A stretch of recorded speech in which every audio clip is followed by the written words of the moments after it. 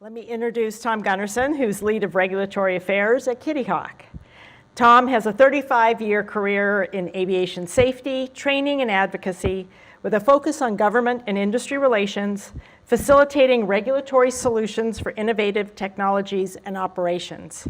He has experience as a flight school operator, association executive, industry representative, and government official. A founding member of several ASTM aviation committees, Tom has fostered the use of consensus-based aviation safety standards globally. With the FAA Advanced Technology Branch for 5 years, Tom was the FAA focal for ASTM standards development and the FAA acceptance process. He also coordinated an FAA regulatory feasibility study on electric propulsion. He's now lead of regulatory affairs for Kitty Hawk. He's going to talk to us about Cora and challenges for the air taxi market. Please welcome Tom. So let me introduce you to our product. This is something I didn't have the opportunity to do last year, and it kind of sets the stage for the rest of the presentation, which is a little broader in scope. So let me introduce you to Cora. This is an amazing moment in time. Just in the past few years, there's been enormous progress around the world on new type of personal transportation vehicle that will take you to the air. Kitty Hawk is a California-based company, and at Kitty Hawk, we're really proud to be part of this global movement to rethink, to reimagine how all of us get around every day. At Kitty Hawk, we know that technology is feasible because we are already doing it. Today, we're introducing Cora, a vehicle you've never seen before. We're so excited to unveil Cora to the world. Cora is 100% electric and therefore emissions-free.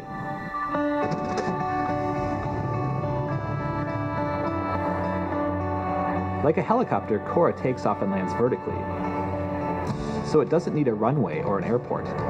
But unlike a helicopter, Cora is remarkably quiet. Cora can fly faster than 150 kilometers an hour and has a range of 100 kilometers.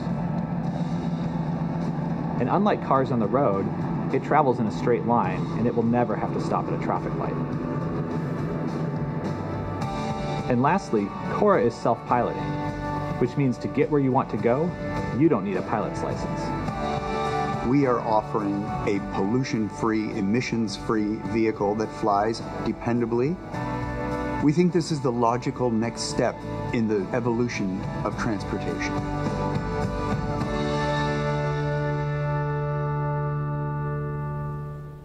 So as Gilles said so well, sometimes you have to go through a few experiences that aren't exactly what you had planned on before you get to your end goal. So I'm glad the video finally did show. So it's one thing to have something that's actually up and flying. We're flying that and versions of it every day to collect data, to continue to expand the envelope. It's a very long process, as anybody can imagine, especially with such a complex aircraft. This one actually is one of the simpler designs compared to some of the history we saw, where all the propeller and all the lift fans are fixed. Nothing rotates other than the fans themselves. So it's very simple from the outside. Of course, on the inside, with the electronics involved, it's a whole nother story that is a continuing evolution. But what I'd like to focus on now is kind of broader in scope. It affects the whole industry and those in particular that are involved with putting together products that would go into service. I see as big challenges for us all 3 basic areas: aircraft approval or certification, infrastructure, and airspace integration. We have regular discussions about these both within industry and with authorities. A big part of this is initially just education, making sure that we're all kind of on the same page as to what the challenges are and what are good ways to go forward as those of us who are developing aircraft are thinking about what our solutions are that might be best for our own products.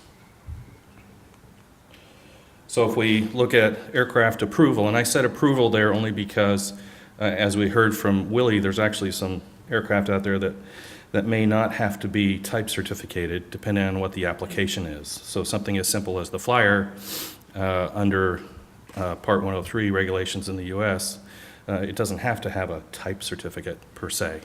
It does limit it in terms of what it can do, but if we're talking about air taxi, which is really what I'm here to talk about today with Cora, then you're looking at the highest bar. So when we think about that, even though there may be more than one solution out there, that's a continuing topic that we're talking with the authorities about in terms of what the requirements are to get to the point where you can have a commercial product out there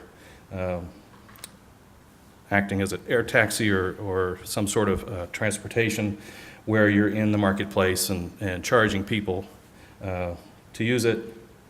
We're really looking at the current system, the traditional legacy system, which requires pre-approval through that process, where the authorities are, you're going to them initially providing some sort of proposal, and then as you get started through that process, they're with you the whole way, which is, for anybody who's been involved with certification of aircraft, is a very long and arduous process versus, say, the automotive industry that has a very different paradigm when it comes to what it takes to develop and get a car on the road, for which maybe Carl will talk a little bit about later on, so I won't focus on that. So right now we have some really exciting opportunities we didn't have in the past with FAA in particular, along with the EASA, changing their general aviation airplane regulatory scheme to make it more accommodating for new technology versus being very prescriptive as it was in the past. What it doesn't do is change the requirements. The requirements are still, that bar is still really high. It takes a lot of work to get there. So that's something that I think some people aren't quite aware of when you hear a lot of very excited, wow, this is new stuff and it's going to really make it, quote, easier, and it won't be any easier. You still need to do the same things that have been done in the past, and to meet that bar takes a lot of work. So when we talk about the possibilities now, for instance, our product doesn't have a pilot. There's no controls. It truly is just a passenger vehicle in that it's only for those who are going to hop in it and let it take them to their destination. That's something that as we work with authorities, is unique and not been done before. And so we're having a constant dialogue with how do you do that? How does that work? So what that's come through from now is that in the small UAS world, where we have a lot of activity that's been going on very strongly for a long time, it's actually very similar in that you have a product that has no pilot on board. They're often very small. You couldn't put a pilot in if you wanted to. And so the authorities have had to deal with small UAS manufacturers and service providers who want to put these out commercially into the airspace, and trying to find ways to do that, for which now the approach is changing, where now when you go in initially with something that's unmanned, regardless of whether it's something very small that may just have instrumentation on board, all the way up through what we're talking about with passengers on board, you start talking about a concept of operation. And what that is what do you want to do with it? Where you get pretty specific, because then that kind of bounds what you're trying to do with it. For instance, do you want to fly at night? Do you want to fly in all kinds of weather? Do you want to fly over cities? You start thinking about all of those components, and what that all has to do with is being able to assess risk. And the regulators now are tying that risk assessment with requirements more and more than they have in the past, which is good in one way in that It allows you to get very specific for what you want to do. If you don't want to do much, you may not have that many requirements. If you want to do the whole shebang, it might end up being a big process. Not that you can't get there, but you're going to have to show a lot for it. So as we see this evolution over the years, to 2028 at least, we know that there's going to be a bit of an evolution in terms of operations. We're not going to see the very first of these types of aircraft flying within a city, for instance. That's not likely to be where it starts. In fact, I can pretty much guarantee that's not likely to happen, based on what we've heard so far. So are there other options as far as what kind of regulatory scheme we work with? Don't really know. The door's not been completely closed there. We'll have to see. Authorities typically are pretty conservative in their approach to anything new. If we can provide enough data for something that might be different, we'll see. That's something that we'll look forward to continue to have discussions about. So on the FAA side, this is a graphic they've been using for quite some time, which talks about the general perception of safety to the public, where they try to help show what this means. And if you look at the bottom of the graph, you see models that are obviously unmanned and very small, typically within line of sight, the hobbyist kind of thing, where it's a very low level of expected safety of the aircraft itself and the operator. And then as you go all the way up to the airlines, you can see that there's an increasing expectation. And along with this, because of all of the activity on the unmanned side, there's been a lot of effort to try to categorize what these levels are. So you see, for instance, light sport aircraft, UAS risk class 3. That was kind of one of those benchmarks to say, okay, if you're kind of like that, then we're going to apply this much oversight to you. It's not really well defined. You can't just go to some spreadsheet where it says risk class 3 and see exactly what that means, but it kind of puts you into a level of expectation. So if we talk about, for instance, our air taxi idea, if you look at Part 23, single engine, well, we can, for our particular product, we've got a wing, we fly like an airplane most of the time. Much of that would be applicable, and it has a risk class of 4. So maybe that would be where we'd fit. So that's all part of the discussion toward determining where we would end up. Now, FAA went one step further when we talk about concept of operations or ConOps, where they said, well, let's talk about your mission, and let's try to compare where that would fit in the spectrum of regulations. And it's a little hard to see in the graphic up there, but when you get into the darker blue on the right-hand side, you get into the kinds of missions that are more within the realm of passenger carrying, but not way up where the airlines are. That's kind of at the very end. And they've identified some regulatory places where you might fit within. So you hear things like Part 21.17b. It's been really popular. And the advantage of that is that you can pull from wherever you think it's appropriate to come up with your certification basis, which is just the list of regulations that you say you would expect to comply with. But it's a little fuzzy as to exactly where that would fall. So that's one of the reasons why this isn't just on the regulatory basis going in and saying, we want to do this. There aren't clear paths yet. Kind of what happens when you're at the leading edge of something new. On the infrastructure side, we've heard a little bit about this before. You can't just build an aircraft and expect to have everything else prepared for you in this environment. This is really different. This is not going airport to airport like we see today. Now we're talking about vertical takeoff and landing, and maybe in places that people haven't really thought about before. And what does that mean in terms of what kind of infrastructure needs to be in place, and how is that going to get coordinated now, not just with FAA, but you're talking about local, state governments, real estate folks, those who would be involved with developing airports. There's a lot of entities that in the aviation sector we tend not to really think about much, but we're going to have to coordinate with them and have a lot of cooperation, which is going to require a lot of education, because most people typically are focused where they're comfortable with what they have, and anything new tends to upset them a little bit. The not in my backyard mentality you may have heard of, NIMBY, before, tends to come up.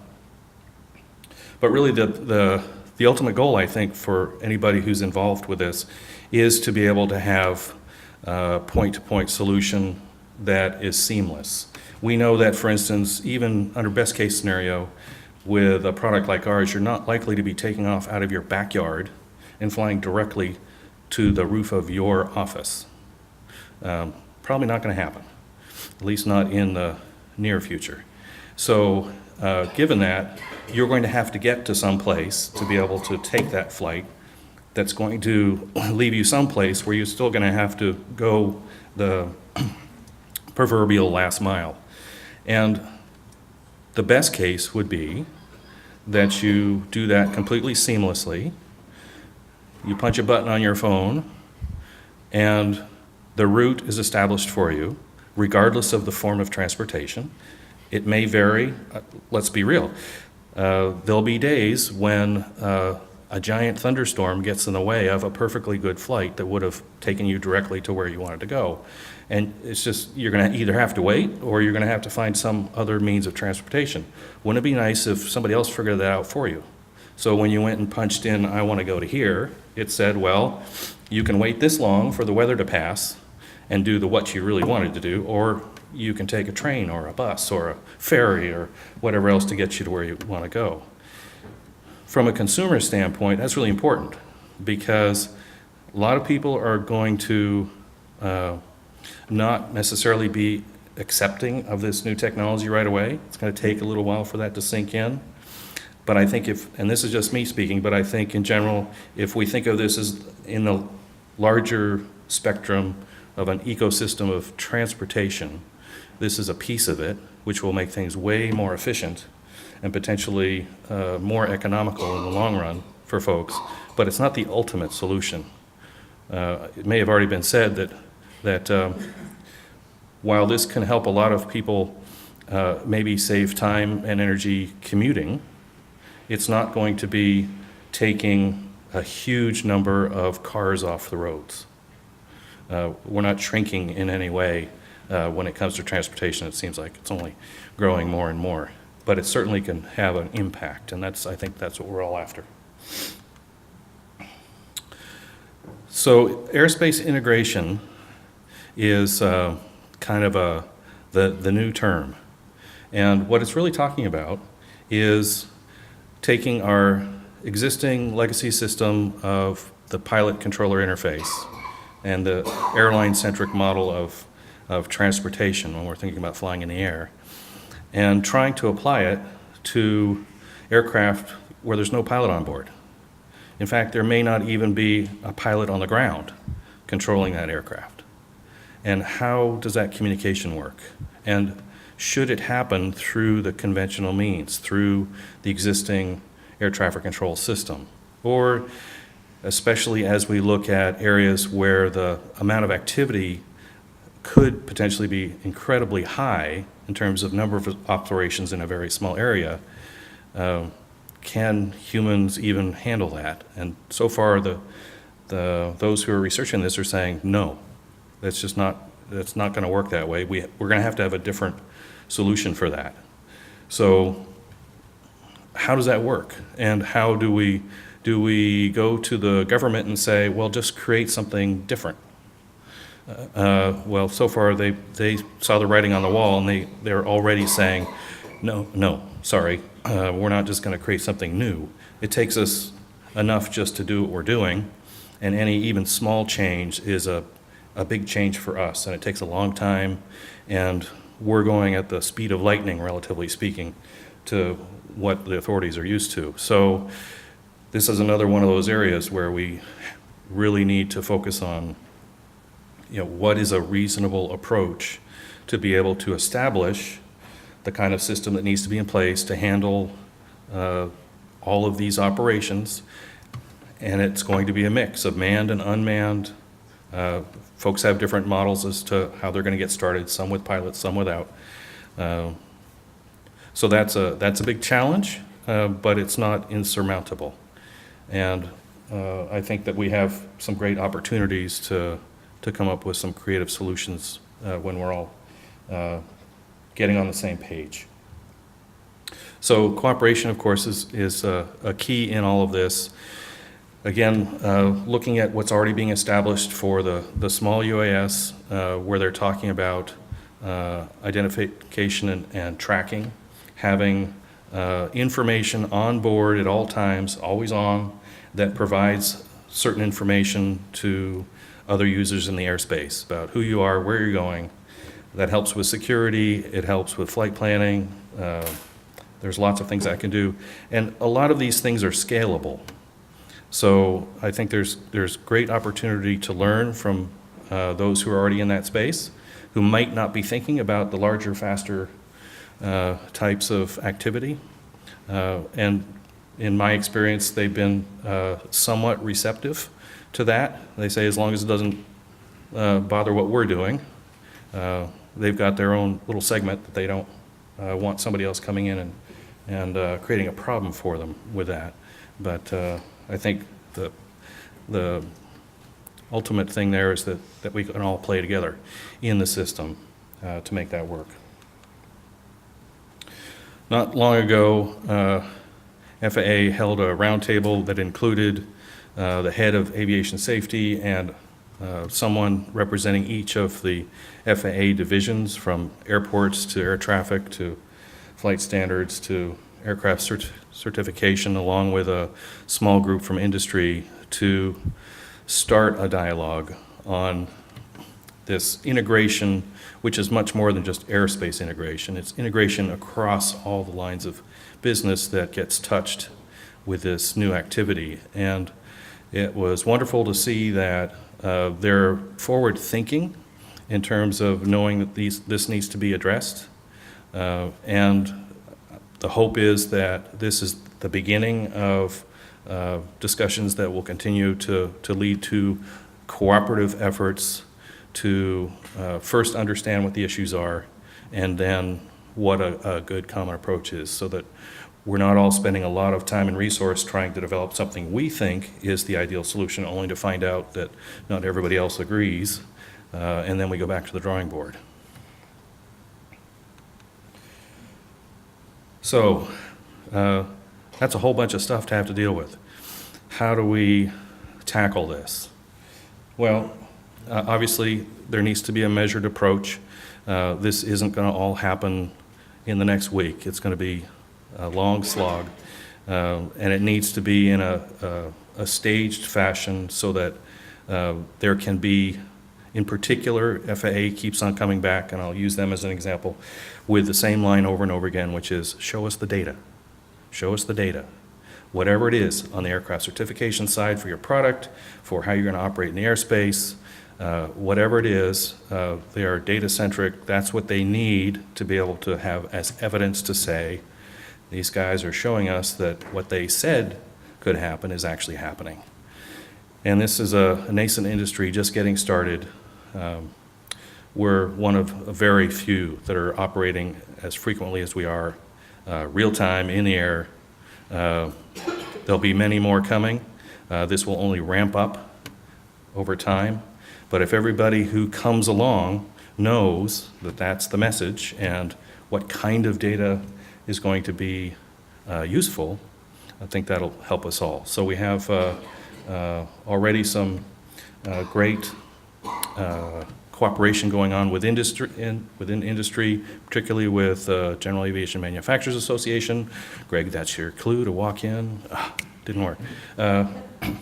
But many of us are participating in discussions there to try to help and gel what these challenges are and how we can all help together in a pre-competitive way to be able to provide the kind of information and the education to those who would be affected by this, not just the authorities who oversee aviation, but all the leaders that would touch this, which includes, like I mentioned before, the state, the local, county governments. There's lots and lots of folks that need to be part of this solution.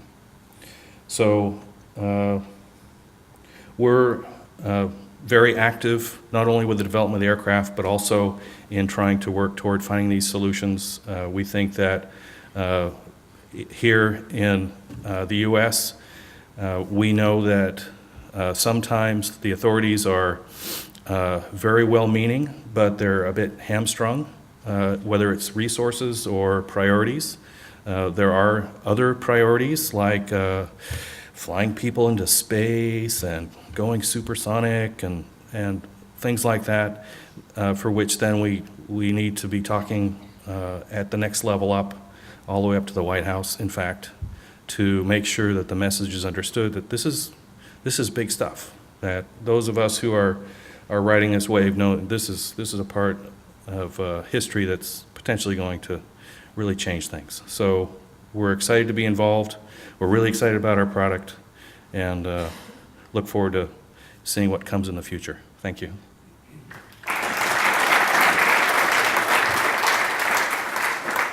So Tom, I actually have two questions for you. First of all, it has to do with ADS-B. On your chart you showed non-compliant aircraft. Well, that's me. I fly a 1946 airplane with no electrical system, and I'm wondering if you're looking at ADS-B as kind of a critical element of the see and avoid, or whether it's going to be just one of a suite of technologies used to keep from running into people.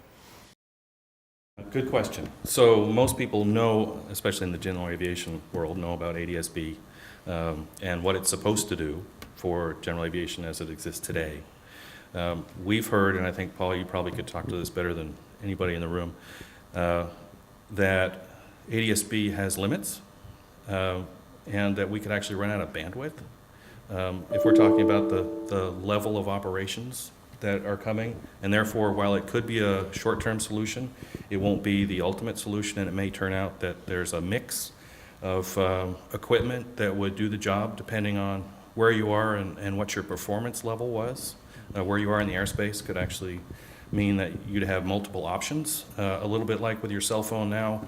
As you move around, it just automatically switches the service providers. There may be something along those lines that would be in effect that would cover that. Okay. And my second question has to do with where you would introduce service for something like Cora. So for instance, in Washington State where I live, we have the world's biggest state-run ferry system. For instance, going from Bremerton to Seattle, which is mostly, there's no ground in between those two cities. Would that be a likely first application for something like Cora, where you could have a tightly controlled corridor where there was little danger of hurting anybody on the ground if something did go wrong? Yeah, you're right on it, and that's a great example of the relative risk, which is where that will help determine what routes are going to be possible first. And most of us, I think, now are on the same page when it comes to integration of airspace, not segregation. And that while we have, for instance, helicopter routes get established where the airspace isn't segregated, but everybody gets to see that there is a dedicated route for something like that, we'd expect something initially along those same lines. And flying over water in particular, there are a lot less things to worry about there. Most of it has more to do with airspace. If you're in a very populated area, typically there's a large airport around, so there would have to be some discussion about the airspace. And then you have the land use end of it. Where are you going to put the landing spaces, and what kind of environmental impact is that going to have? And when I say environmental, I include all the people that would be close by who might not feel terribly comfortable with this thing flying over if they're not familiar with it.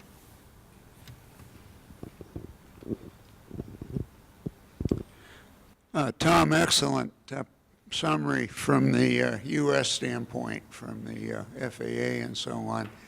I don't know if it's in your purview, but as you know, every year the world becomes more and more global. Where do you think the FAA and the U.S. efforts will be vis-a-vis other markets and other parts of the world? I mean, historically, you could say the FAA was leaders in the 50s and 60s. Do you see that? Do you see an adoption from a regulatory standpoint being more friendly in some other markets? I just wondered what thoughts you might have external from the U.S. It's a good question. So I think anybody who's getting into this business is doing it based on a global marketplace right to the get-go, and that then instantly creates that discussion about, well, how would these be treated other than in the U.S.? The U.S. and Europe, FAA and EASA, that's considered the gold standard. Most countries look to them for any kind of precedent when it comes to aviation regulations. But there are countries around the world that want to be progressive, and they might have a little different framework to work from in order to establish regulations for this kind of thing for which they can move faster than in the U.S. So that could offer some opportunities. We've heard already about operations in Dubai potentially as a location. I don't know about heat and sand myself, but that's another story. The other part of that is that because I think, partly because it's been known right from the get-go that this was going to be a global enterprise, that both FAA and EASA are already being very proactive in taking their thoughts out into the world, and they're actually holding seminars and conferences in regions of the world to help them understand, for instance, the changes to Part 23, but also they're having private discussions about some of this technology and what it means going forward for other countries. So I think the objective is to, from the regulator standpoint, to try to prepare for this kind of global environment, which I think is very positive. In that, especially from the manufacturer standpoint, we would love to be able to certificate in one place and not have to do it again and again and again and again. So we're really excited about it, actually. Thank you very much.